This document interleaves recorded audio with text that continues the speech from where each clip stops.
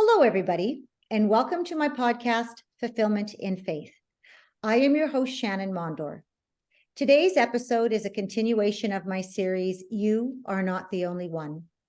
I was brought forth to do this series because during my healing from my addiction to alcohol, there were so many times that the universe had brought me to silence. And it was during those times was when I learned so many things about myself and I was guided. I was guided to talk openly about my past, my abuse, my addiction, and to speak my truth. From those moments of silence is when we learn, we grow, and then we teach and we help others. Today, my guest is Tina Smith. Welcome, Tina. How are you today? I'm wonderful. How are you? I'm absolutely wonderful. I'm so pleased that you're here with me and that you're going to be telling us your story of what brought you to your stillness. But first of all, Tina, can you please tell us just a little bit about yourself? And then you can just go right into your story. And yeah, it's all good to go there, my girl. All right. Well, thank you. And thank you for having me. It's my pleasure. Tina Smith from Dallas, Texas. I'm born and raised. 40-year-old, two-time breast cancer survivor. I'm a plus size model. Been doing that for about 5 years as well. Officer for immigration. And I love to cook. I own my own catering business. So I keep busy. Wow, absolutely. So you're an immigration officer at the airport then? Not at the airport. So I work at the Dallas field office. Oh, okay. Mhm. Okay. So Wow. Yeah, you do have a very busy life.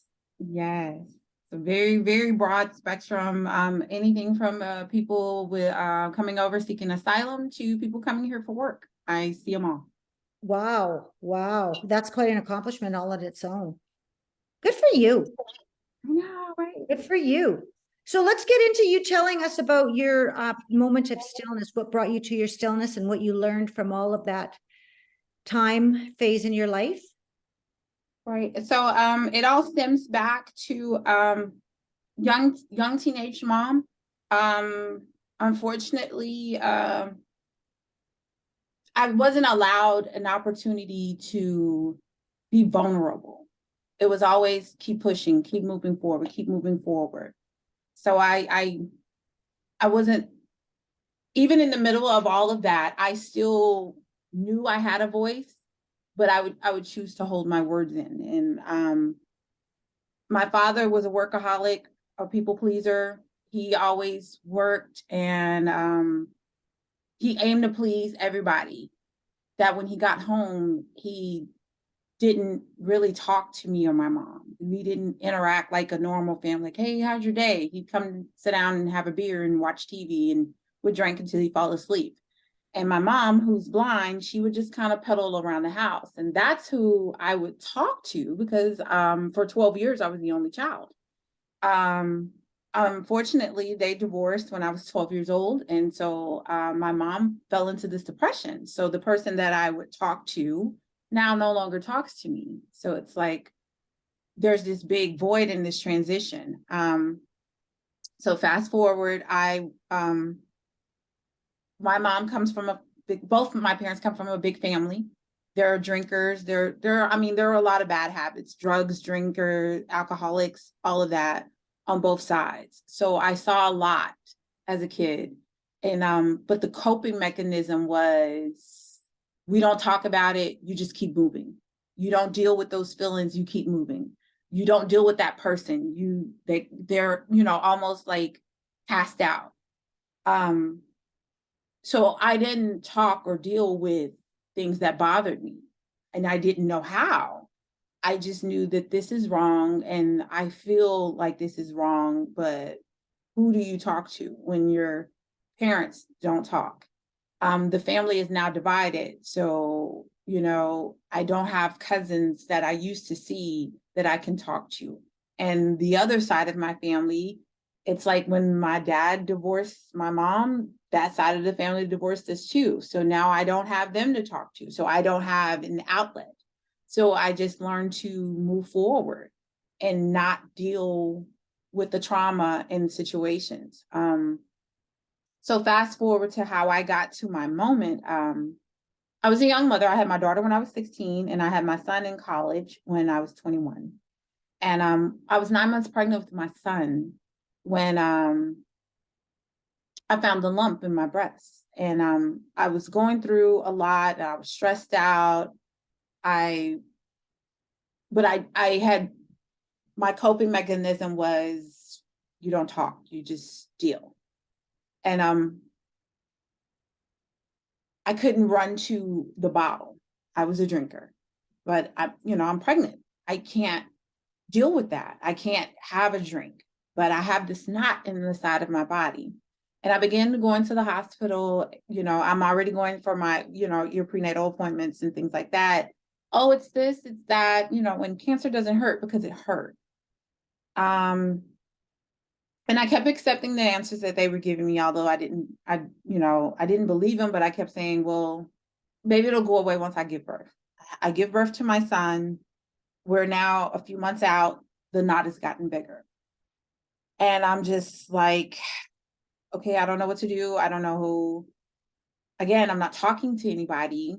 I'm internalizing it and talking to myself, but I'm like, something's wrong, and I know it's wrong, but I don't know what else to do. So I began to drive to every hospital, and in the midst of all of this, I'm dealing with a lot. I'm dealing with the fact that I was engaged to be married. That has fallen apart. I now have 2 kids. I'm now a single mother again of 2 children. I'm struggling. I'm having to make the decision of, do I stay in college and struggle and work part-time so that I can finish college, or do I quit college and work full-time because now I have 2 kids and I have bills, and now no longer a fiance to who I thought was going to be able to help, carry the load so I can finish college. Because I aspired to be a lawyer. That's what I wanted to be, because I that's always what I had in the back of my mind. I've always been a forward thinker and a strong person, and I stand for what I stand for. And I've always wanted to be a person who was the voice of people who were voiceless. So that's what I wanted to do. But I was in that mode. And so I'm dealing with a lot of stress. I'm dealing with a lot of changes. And I'm dealing with my body turning purple and blue, and this piercing pain. And I'm talking to my best friend, and I'm telling her, but keep in mind, we're young, 20, 21, and she has no kids. Here I am with 2 kids. She has none. She's still in college, living her best life, living her college life. And so she doesn't understand what I'm going through. So it's like, she can only empathize with me, but she couldn't really give me any advice. She wasn't living the life that I was living. I'm 21 on my own with 2 kids. She's still living at home with her mother with no kids, living a traditional, young adult life. So fast forward, I continued to go to the hospital, go to the doctors. I started driving outside of Dallas County. I drove to Denton. I drove to Waco. I drove to Corsicana, Texas. I'm driving 30 and 45 minutes out, just researching different hospitals. I'm trying to find. At this particular time, I didn't know my family's medical history. So I only knew that I had a maternal aunt who had breast cancer. So I'm going to all these hospitals, and they're telling me, oh, cancer doesn't hurt. It's not cancer. It's not this. It's an inverted nipple, or it's this, and you've agitated it. And they're giving me all this medicine that's doing nothing but making me groggy and sleepy.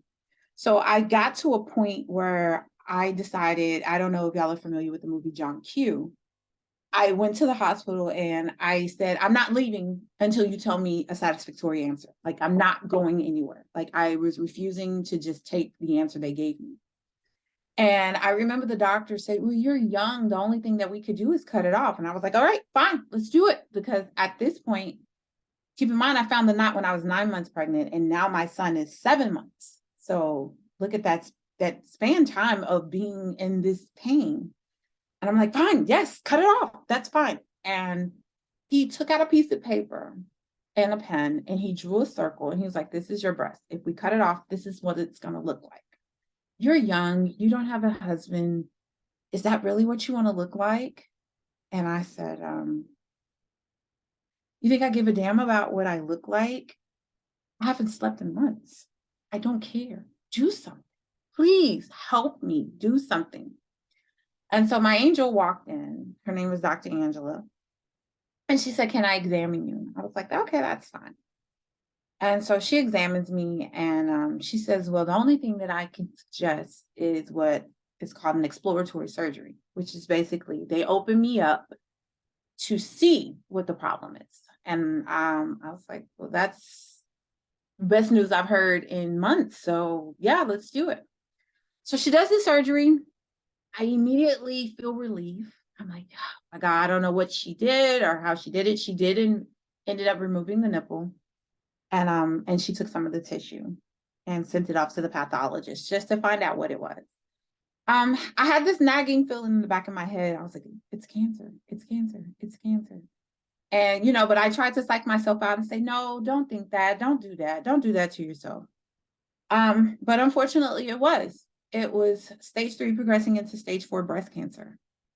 And I was so angry. I was so angry because I was like, why? As if my life isn't already stressful enough. Yes, some of the things that were going on were, self-inflicted because,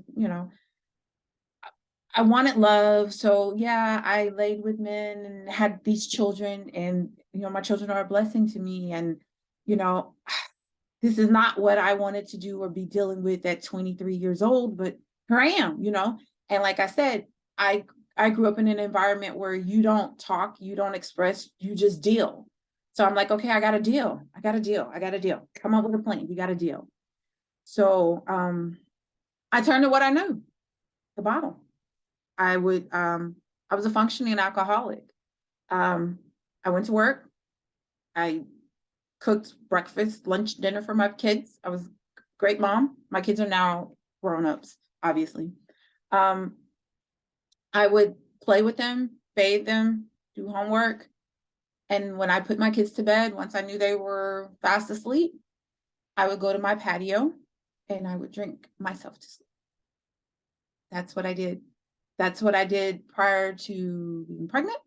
That's what I did after I gave birth and I was still dealing with the pain because I wasn't sleeping due to the pain. So that's what I was doing too, so that I could go to sleep. I would drink myself until I was in a stupor. And I drank and I drank and I drank and I drank and I drank. And I drank so much one night that the next morning when I woke up, my son at that particular time, he was the baby that I was pregnant with. I woke up the next morning and couldn't find my baby. And I panicked. I freaked out. And I'm going through the house. It's early in the morning. I would always wake up before my kids. It was a Saturday morning. And I would always wake up. Like I said, I was a functioning alcoholic. I would wake up and make sure I cleaned myself up, cleaned up my bottles or whatever I drank that night before. I never wanted my kids to see that. So I would get up and I would clean that up and I would make breakfast and I would be, mommy, hey, good morning, baby. I hid that I was battling all of these things behind closed doors from my children, or at least I thought I did, until I wake up this Saturday morning and I can't find my baby. And as a mother, you know the panic in your heart when you wake up and you go to the door of where your children are supposed to be, and your children are not where they're supposed to be. My daughter was in her bed, but my son wasn't in his toddler bed. And I'm panicking, and I remembered I fell asleep with the window open, and there was no screen on that window, and we lived on the second floor. So I run outside, and I don't see my baby. And I'm just really panicking, and I'm like, oh my God, if I call the police, they're gonna take me to jail because I've lost my kid, and that's neglect, and how do you tell them you were drinking? You don't know, and my mind begins to go in this whirlwind. And I go back into my kids' room and I'm snatching off the covers and just triple checking. And something say, just go to your daughter's bed. And I go and I pull the covers back. He had gotten in the bed with his sister. And apparently his pacifier was in my room. So apparently he had came in the room for me, but I had passed out outside on the balcony. And when he couldn't find mommy, he went and got in the bed with his sister. And that was my moment where I'm like,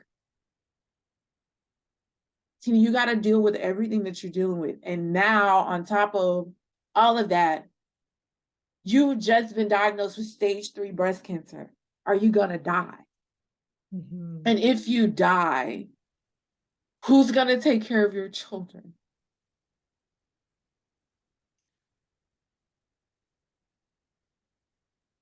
God, I was so angry. I was so angry and so frustrated and so overwhelmed and so lost. I just felt like a host of emotion. And I'm a religious person, and I remember. Can I ask you something? Was Sure. there anybody around you at that time? No, no. My mom is blind, so she couldn't drive, but she would call, and she knew, she was the only person that knew about the diagnosis. She's the only person I told. I didn't tell anybody else because I didn't trust anybody else with that. Mhm. Well, I'm so sorry to hear that. I'm so sorry. I never liked to feel vulnerable. And I felt so vulnerable and naked. Mhm. But you know And now that that's one of your major strengths, correct? I Yes, do. yes. And so I went through all of the, I ended up having to have 2 additional surgeries after the exploratory surgery. So I lost the majority of my right boob. And to top it off of all of that, they went in and removed 21 of my lymph nodes under my right arm. And one of the lymph nodes had a nerve that went through it. So when I woke up from the second surgery, I didn't have use of my right arm. So talk about adding injury to insult. Mhm. My computer wants to do an update in the middle of this. No, don't do that. Don't restart. Not right Yeah. now. Don't start now. And so I was like, God, as if cancer wasn't enough. I have a 5-year-old and a 7-month-old baby, and I don't have use of my right arm, and I'm right-handed. What else? What else? Like, what else? Like, why? And I remember I had so much anger. I could just feel the fumes and everything just coming off of me. I don't know if, I can't remember the cartoon, but the cartoon where it's like all of the emotions and that the fireman, he's just so angry. That's how I felt. I was just so fuming with anger and frustration and overwhelmed. And I sat up on the side of the bed and I just started yelling at the wall. And I'm talking to God. And I said, God, I don't know why. I know you say it really, yeah, it really wants to do. It's like, are you sure? Yes, I'm sure. We don't want to do the restart right now. But I'm sitting there and I'm talking to God, but I'm facing the wall and my room is dark. And I'm like, God, I don't know why you're doing this. I don't know why.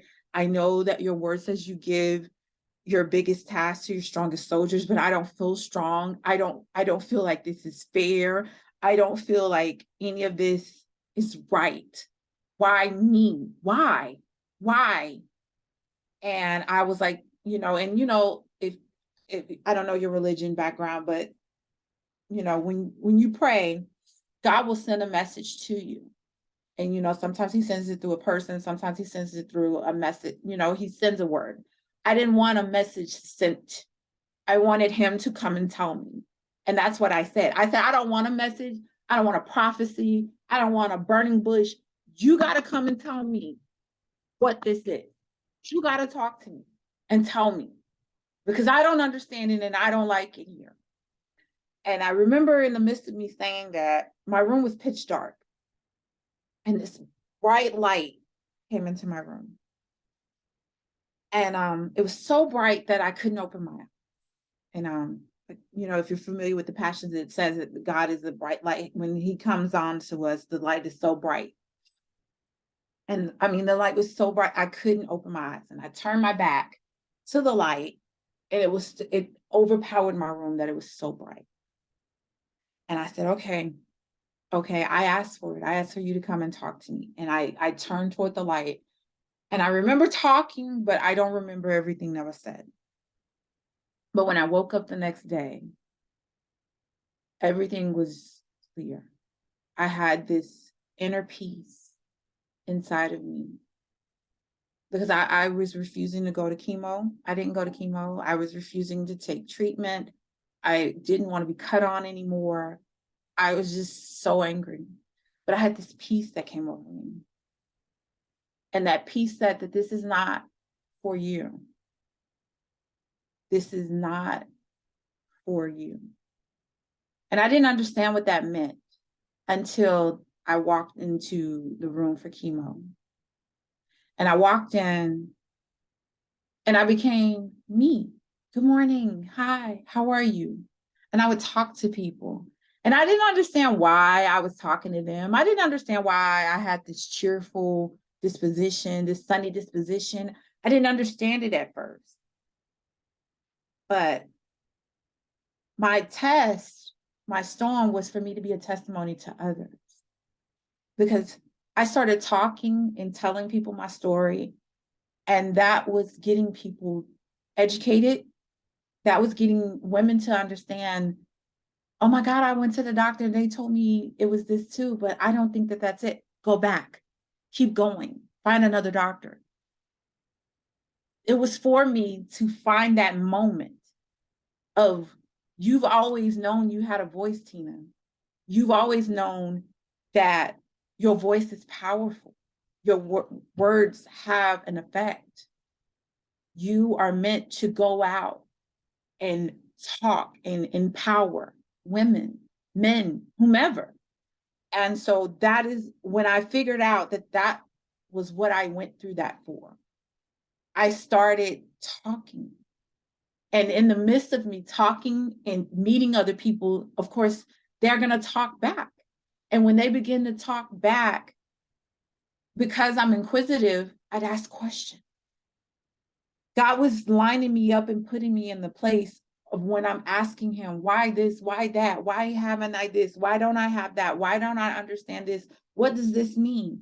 All of the questions and all of the things that I've harbored on the inside for so many years, wondering, I was getting those answers. And I was getting those answers because I'm feeding people information. I'm feeding people what is needed for them to open up and give me the things that I needed to heal me.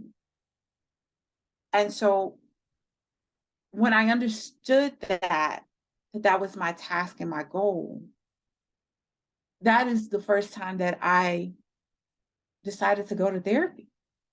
Because I didn't think I needed therapy. I didn't think anything was wrong with me.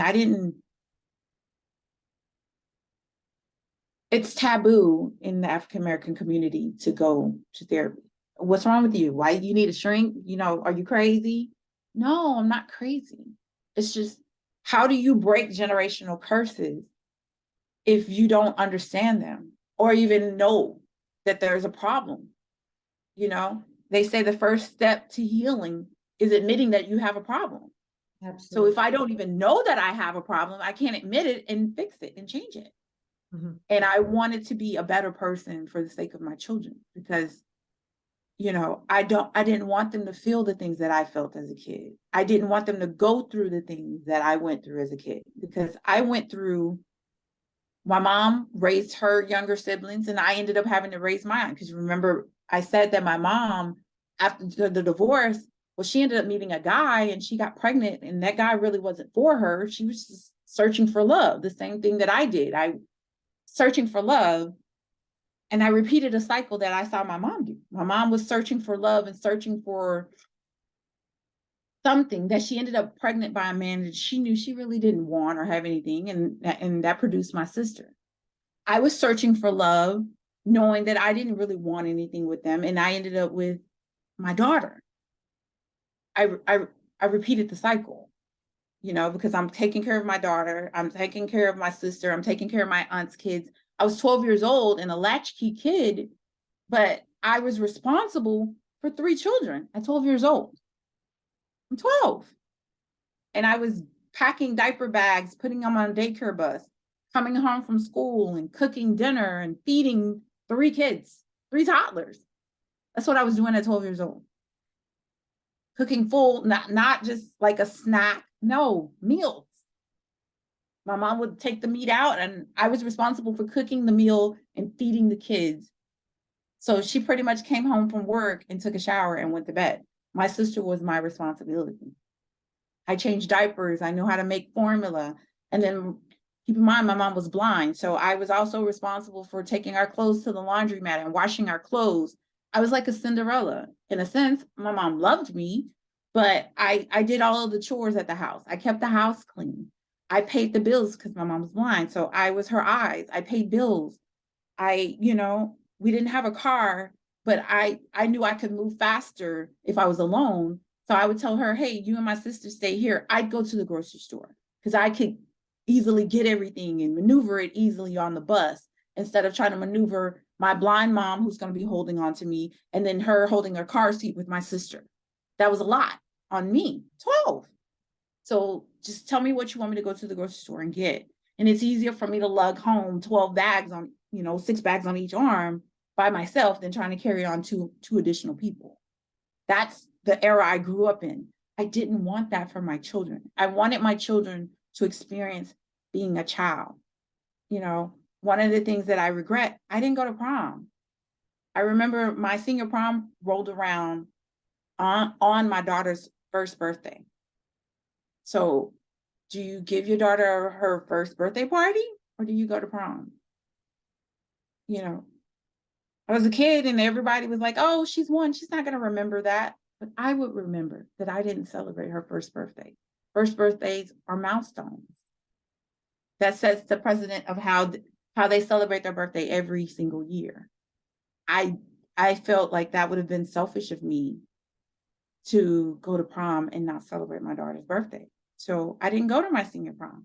I threw her the biggest birthday party. But do I regret it? Of course I regret it because I didn't get to live my childhood. But that's from a bad decision that I made. So I'm not going to punish her.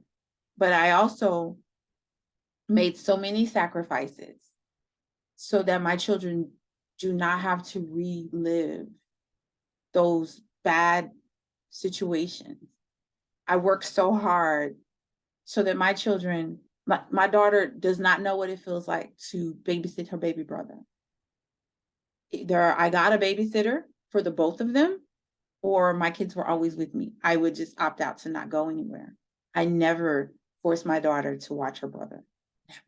If they're playing together, fine, but I never forced it. No, because I know what that felt like. Watch your brother, I'm going to do this. Watch your sister, I'm doing this. Watch your sister. Did you do this for your sister? Did you change your sister's diaper? Did you do? Never. If my daughter changed her baby brother, it's because she said, Mommy, can I help you change my brother? Sure, let me, you can come and help, I never forced it on you. And so that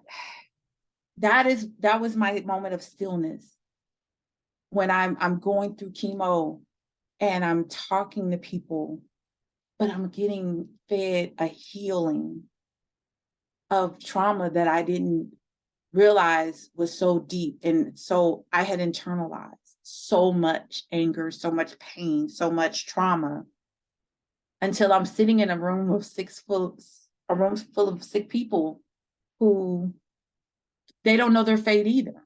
So they're willing to talk, and it became therapy for them. It was therapy for me. And then I went to professional therapy, and it just empowered me even more. And so from that moment forward, I made a decision that I'm no longer going to silence myself. I'm going to speak my piece. I'm going to ask the hard questions.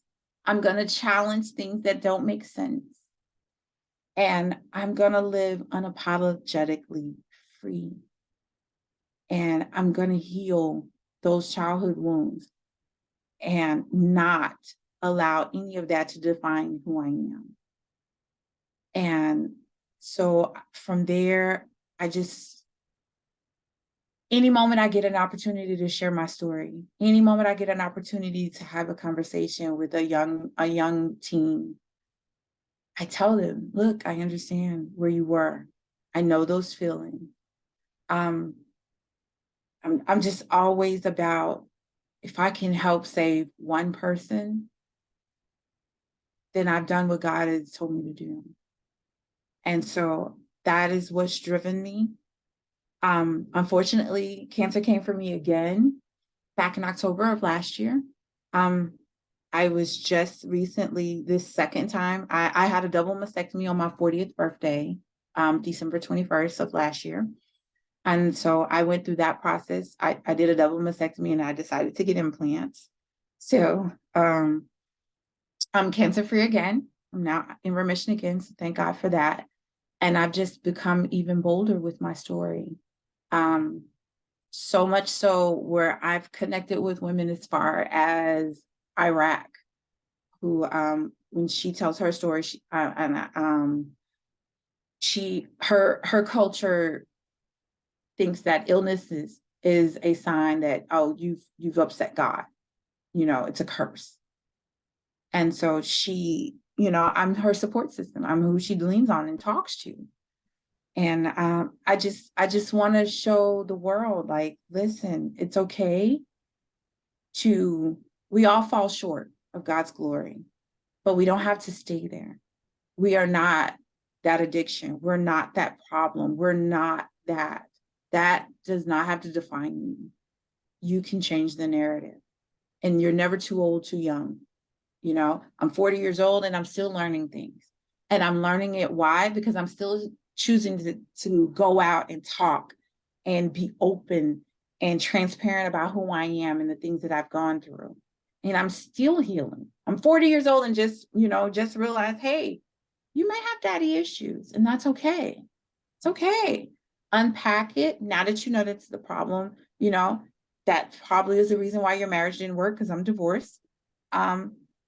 Because these, the things that you saw in men, I was so dead set on, I don't want to marry my dad. I don't want to marry my dad. I don't want a man that drinks. I don't want a man who does that. I don't want a man that does this. I had so many don'ts, but I had no list of what I do. Can I ask you something? Sure. With all of your list of don'ts, is that what you attracted? That is exactly what I attracted. Yeah, I was gonna, because that's how it happens. Yeah. Yeah. Because Exactly. I did not want to be my brother who abused me. And I did not want to be an alcoholic like him. And I ran from that for so many years.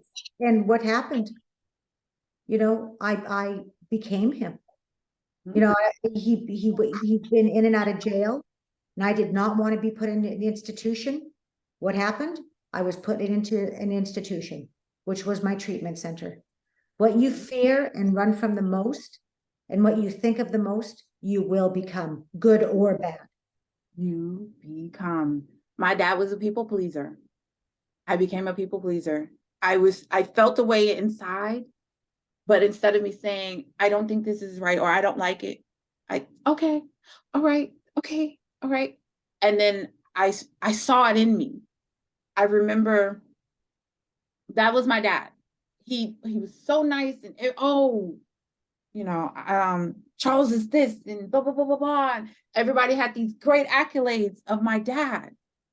But I don't see those things. He sits on the couch and drinks until he falls asleep. And what did I say that I did?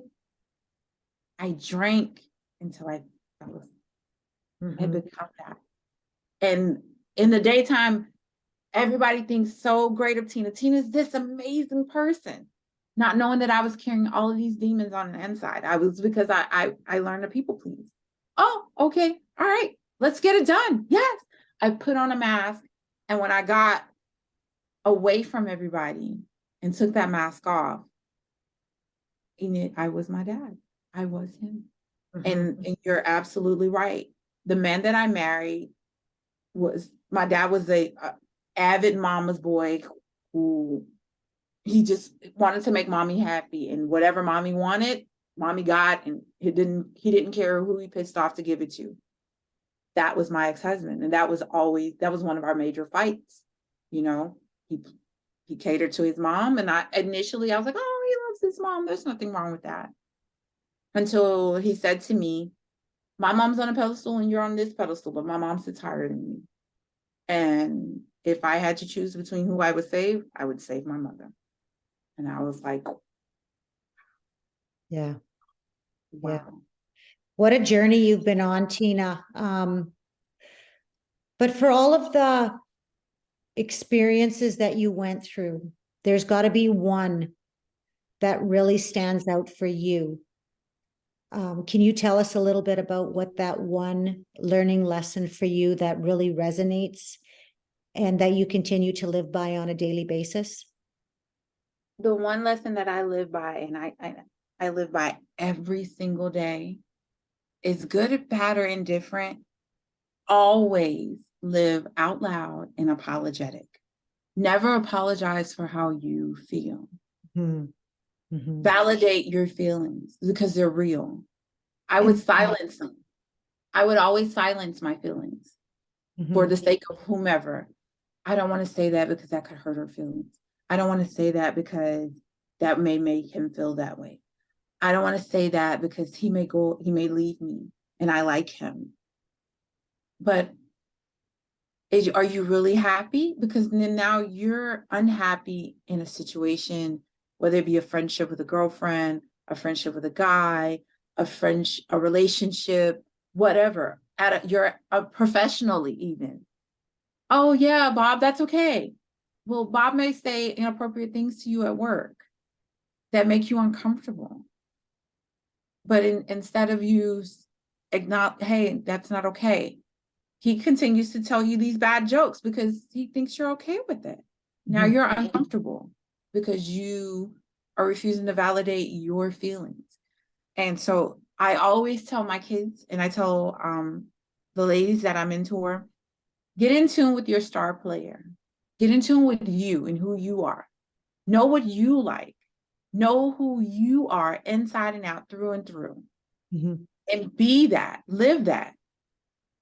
And if that's what makes you happy, then that's all that matters. Because if you're not happy, you can't make anybody else happy. Exactly. You can pretend, but eventually that, like the day I lost my baby, my whole world came crashing down and I had to deal with reality. So that is what I live by every day. Tina, be true to you and live unapologetically out loud. If it doesn't make you happy, if you're not content with it, if it makes you feel any kind of way, unpack it, address it head on. And if it doesn't fit in your world, if it doesn't do anything in a positive way, then it's not meant for you and you need to release it back into the universe. Is this the same advice that you would give to others, or would you add on to what you learned? That is the same advice I would give to others, hands down. No, that's beautiful advice. Where are you now in your life with all your experiences that you've gone through? Where are you right now? Career wise, how you feel mentally, how you are physically, because that's you took a toll in pretty much every area of your life. Can you share that with the audience? Absolutely. So where I am right now, I'm in this pivotal moment. I can feel that things are about to transition in a good way. I don't know what's about to happen or what's on the precipice, but I know I can feel that something amazing is about to happen.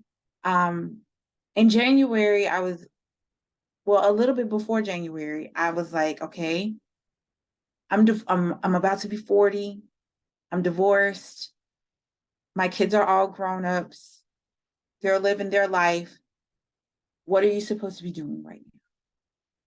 And so I'm big on writing my thoughts. Write it out. I'm big on writing affirmations, goals, all of that. Because again, the word says, write the vision, make it plain. So I'll write out all of my thoughts. And then I'll write again what out of those thoughts, what are my 5 goals? What do I want to achieve? And then what if you lost your job tomorrow, what would you do for free? I jot those things down. And then I realized in the middle of praying one day, Tina, you're good. You're good. You've beat cancer twice. Everything that they said about you when you were a teenage mom, you're not.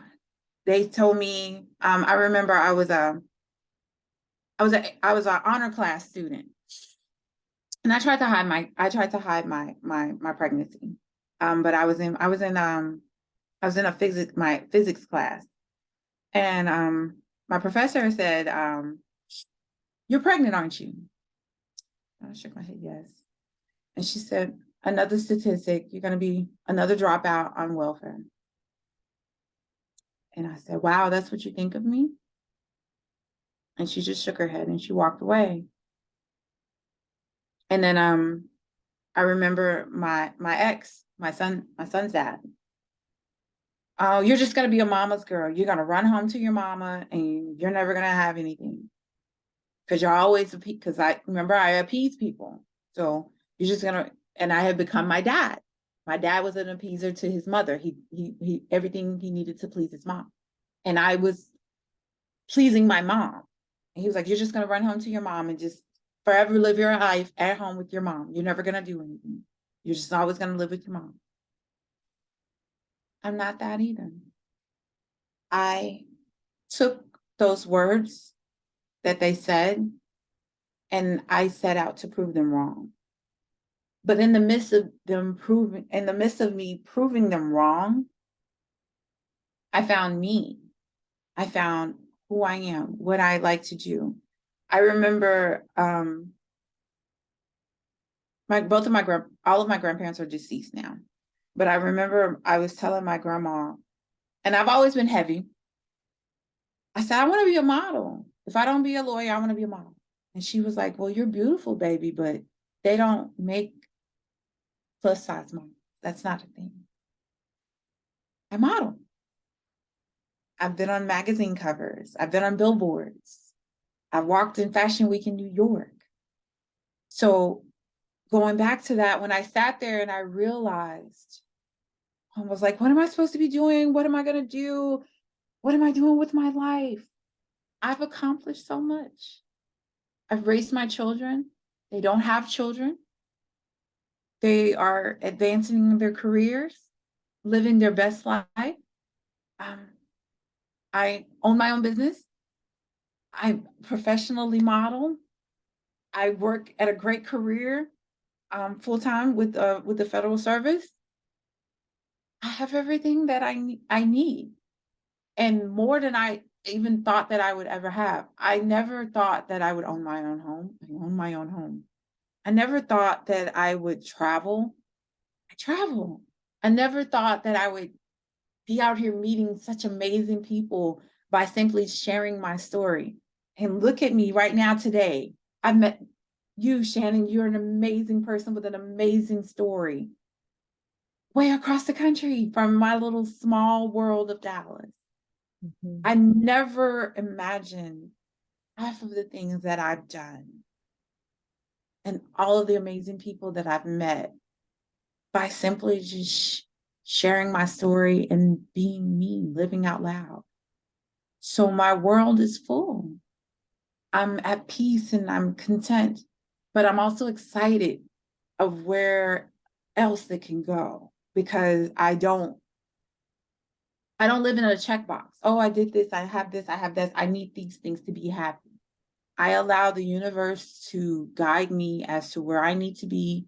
And I view that if I end up somewhere, whether it be a podcast, TV, a modeling gig, a catering gig, wherever I end up is because that's where God needs me to be at that time, because I have a service that I need to do there.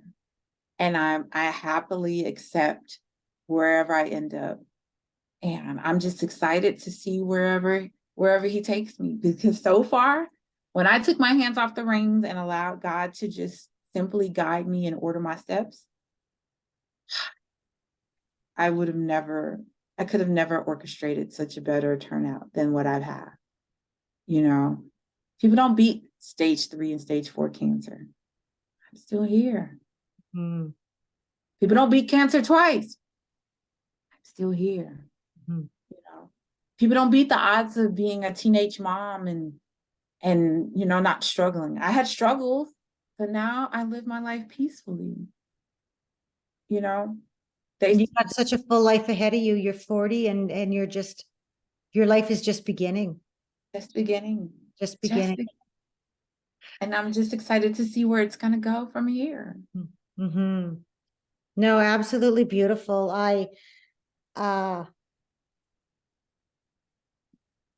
Your story really touched me. There was so many times, Rhoda, where I'm trying to hold back tears, and now I can't hold back the tears. So I want to thank you for sharing your story. Thank you. That was an amazing journey. Thank Yeah, you. very touching. Very Thank touching. Thank you for allowing me to be a part of this platform where I can share my story. And again, if it touches one person, if it empowers one person, then I've done what God has told me that he put me here to do, because that's my goal. And it was hard. It's still hard. It breaks me down every time I think about it and I tell it. But to, to think about it, I'm still 40 and I've overcome so much and I still have so much more living to do.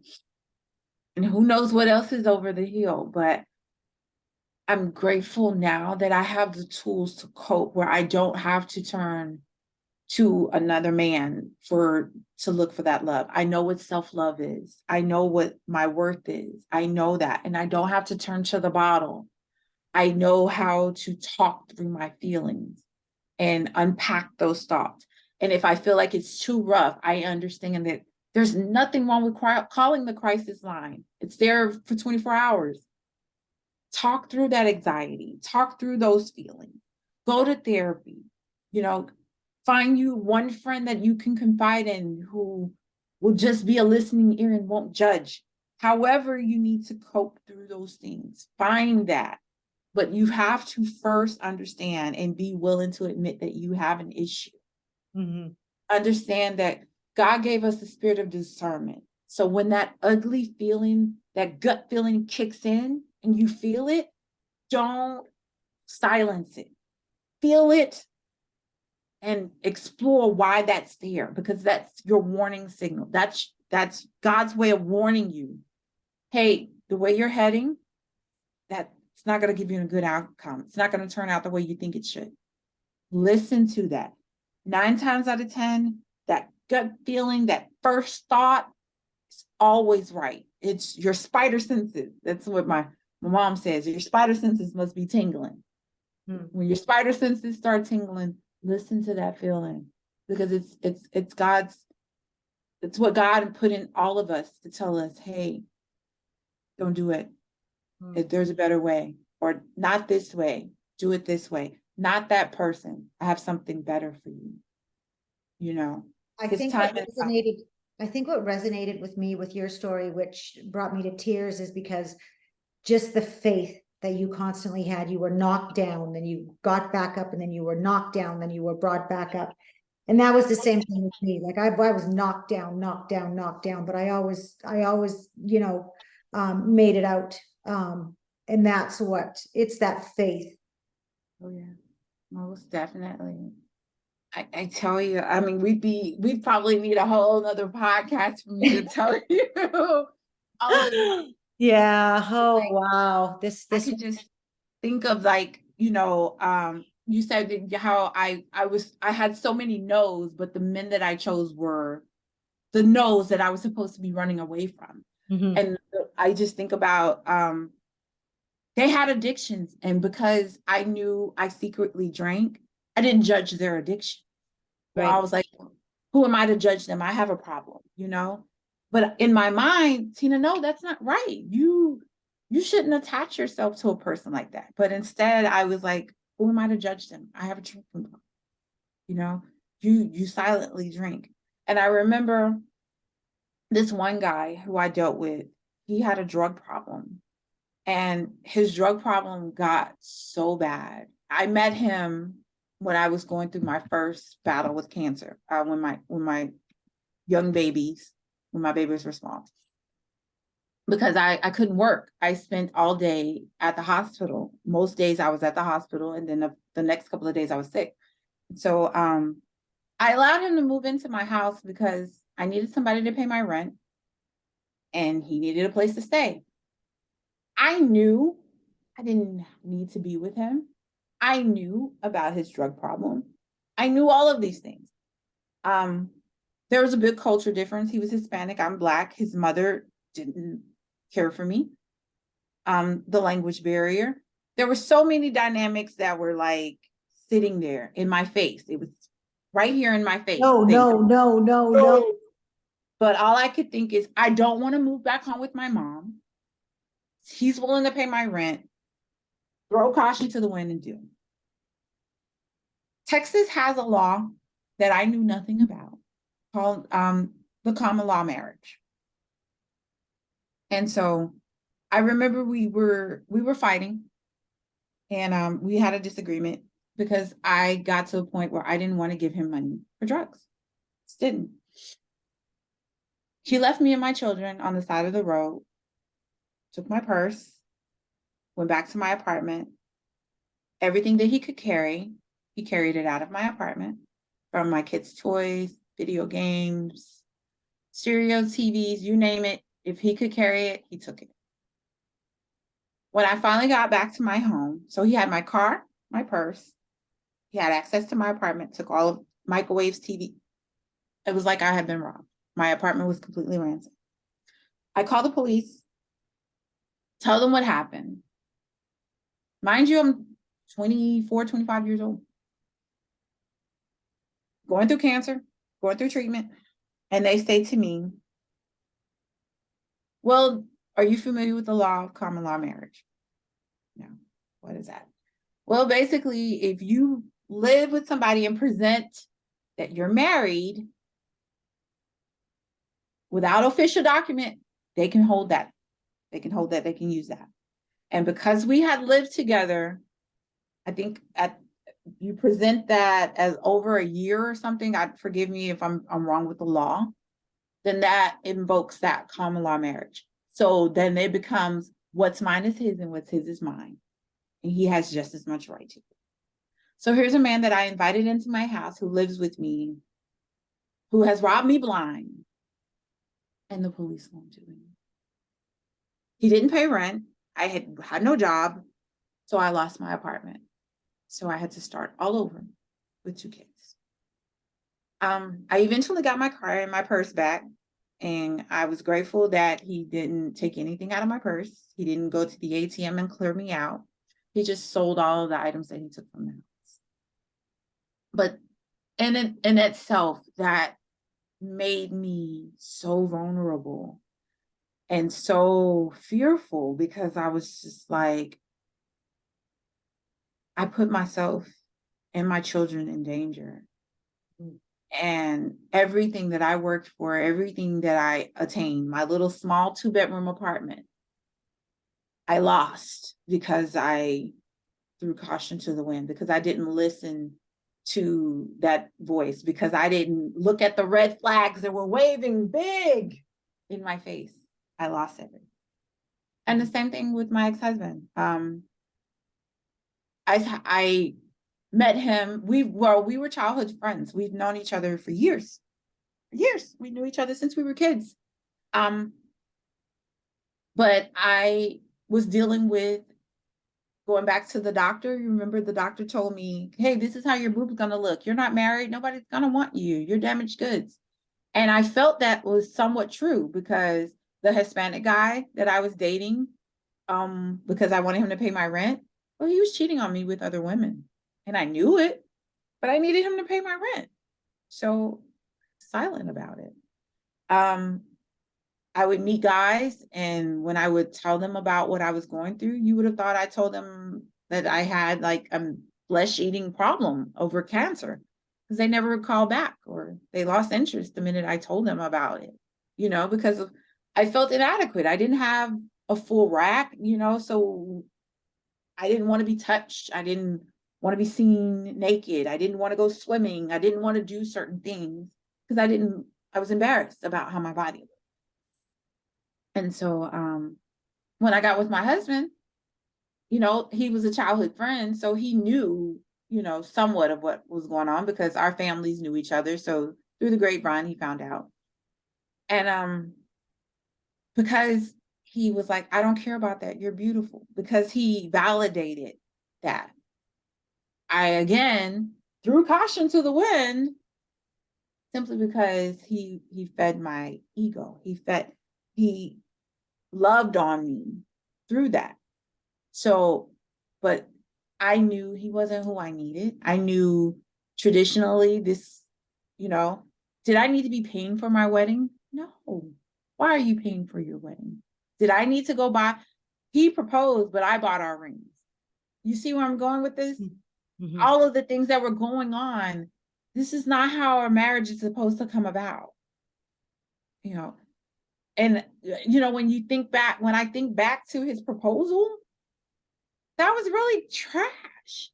Well, I've done everything, and I've been with all the women that I'm going to be with, and I've done everything that, it was kind of like, well, I've done everything I need to done except get married. So I guess I'll get married now because I've soiled my royal oats.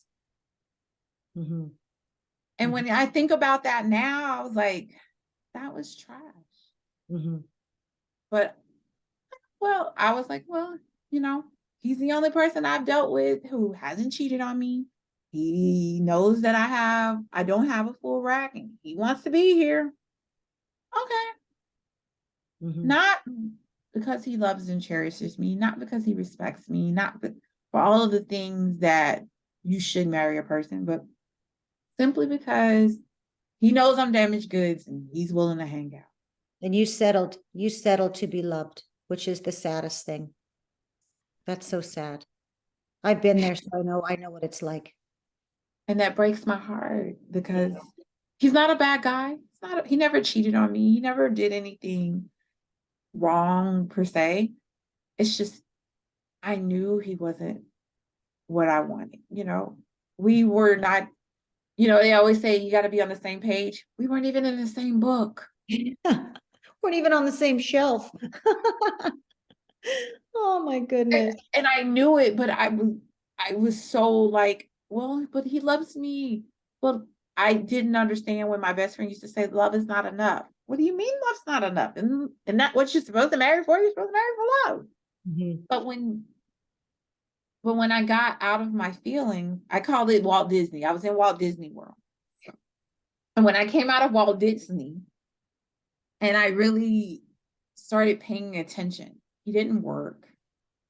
He didn't know how to work. And then he got sick. He had a stroke. So I felt like, oh, well, my vows say through sickness and health. And since he loved me through my cancer, I have to love him through this. Not understanding his health failed because he had a drug problem. Mm-hmm. Mm-hmm. His drug problem caused the strokes. Mm-hmm. His drug of choice weakens his heart, which is why his heart's weak. Mm-hmm. Think, Tina. Well, no, the word says that I have to. Mm-hmm. So I have to. So I paid the bills. I took, and I put on this front that I was okay, but I was so unhappy. those 11 years. I always say I gave away my youth. I married him when I was 25. So yeah, shortly after coming out of, I got with him at the end of my first battle of cancer, and I stayed with him 11 years. Looking back at everything now, Tina, what would your final words be to the audience? My final words would be always the same. Get in tune with you, learn you, and be okay with being unapologetically you. Mhm. Mhm. That is when you'll find your true happiness. Well, Tina, I got to say, this was quite the conversation we had, and I'm so blessed that you are on my podcast, because you definitely touched my heart, and I know that you're going to touch so many other people's hearts out there, and they're going to learn so much from you. Thank you So so much. I want to thank you so much, so much. Thank you, Tina. Thank you, thank you, thank you. Thank you for having me. Thank you for allowing me to utilize your platform to share my story. I so appreciate you. Gosh, this was very heart touching for sure. Now in my closing notes, I asked that if you really, really loved this podcast, this particular one, let me tell you, yeah, it definitely touched me. um, please tell your friends. I want you to subscribe. And I invite you to please go to my website, shannonmondor.com, and check it out. And look at my one-on-one coaching. And there you will also find my Fulfillment in Faith program, which is a 6-month personal development program, which will change your life. I know personally because I developed it. And I have gone through every aspect of that program to get me to where I am today. So I know that it will change your life forever. In closing, I would like to say thank everybody for listening to this podcast. I want to thank Tina once again for being on this podcast with me. And I just want to say blessings to everybody out there. This was absolutely amazing. So thank you so much. Thank you.